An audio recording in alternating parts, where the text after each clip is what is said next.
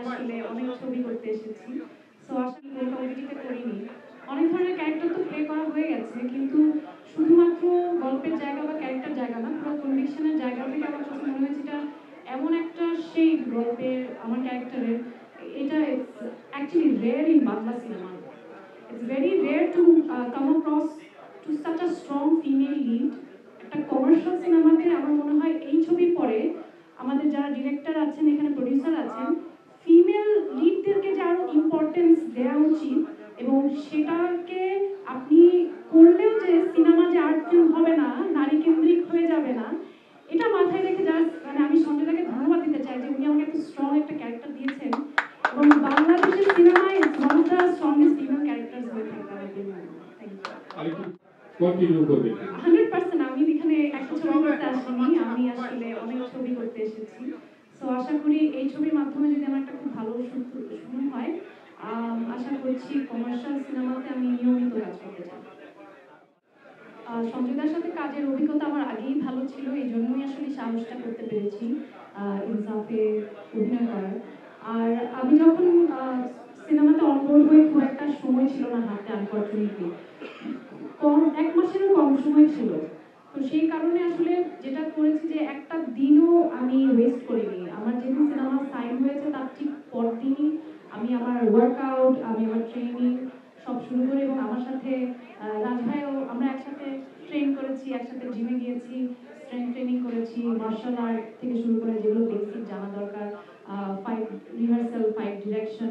তো আমার খুব মজা লেগেছে, আমার কাছে মনে হয়েছে যে একটা কাজের প্রসেসটা আমি খুব এনজয় করি, তো সেটা আমি কাজে করার সুযোগ পেয়েছি।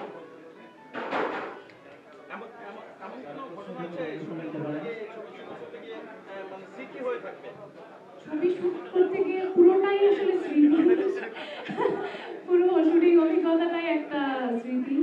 বাট হ্যাঁ, আমার আসলে আমরা খুব মজা করে কাজটা করেছি, অনেক ধরনের ডিফিকাল্টি ছিল, কিন্তু আমাদের যে captain of the ship director কখনোই বুঝতে দেয়নি, উনি একটা ডিফিকাল্ট সিচুয়েশনও মানে হিউমার দিয়ে বের হয়ে যায়।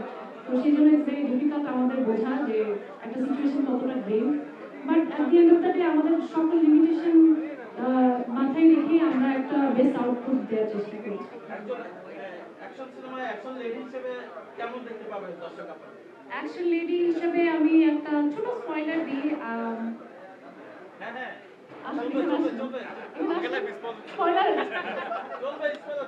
এটাই স্পয়লার। অবশ্যই এবার আসলে ঈদ আমার ইনসাফকে ঘিরেই হবে। আমার পরিকল্পনা আমাদের টিমের সবাইকে নিয়ে সবার সাথে যতবার পারি টিকিট কেটে যে সিনেমা দেখবো। ধন্যবাদ। হ্যাঁ, আমাদের 3 জনের হাতেই একটা করে কুড়াল ছিল, এবং এটা নিয়েও সবার প্রশ্ন। কারণ এটা আপনারা জানেন অ্যাডাল্ট সার্টিফিকেট পেয়েছে, কেন পেয়েছে এটা দেখার জন্য ইনসাফ দেখতে হবে। আমি একটা জিনিস বিশ্বাস করি, আমি জানি না আমি ভালো পেয়েছি কিনা, বাট আমার সবসময় চেষ্টা থাকে আমি যাই করি ওইটা যাতে আমি আমার সর্বোচ্চটা দিয়ে করতে পারি, এবং আমি পারফেকশনিস্ট। আমি যে কাজই করি আমি আমার সর্বোচ্চ কনভিকশন দিয়ে করি এবং পারফেক্ট করার চেষ্টা করি, এবং এই নাচের পেছনে অনেক গল্প আছে। আমার দেখেন এখনো পুরো কোরিওগ্রাফি মুখস্থ, কারণ আমি এতবার প্র্যাকটিস করেছি, I guess that's why practice makes a man perfect or a women perfect.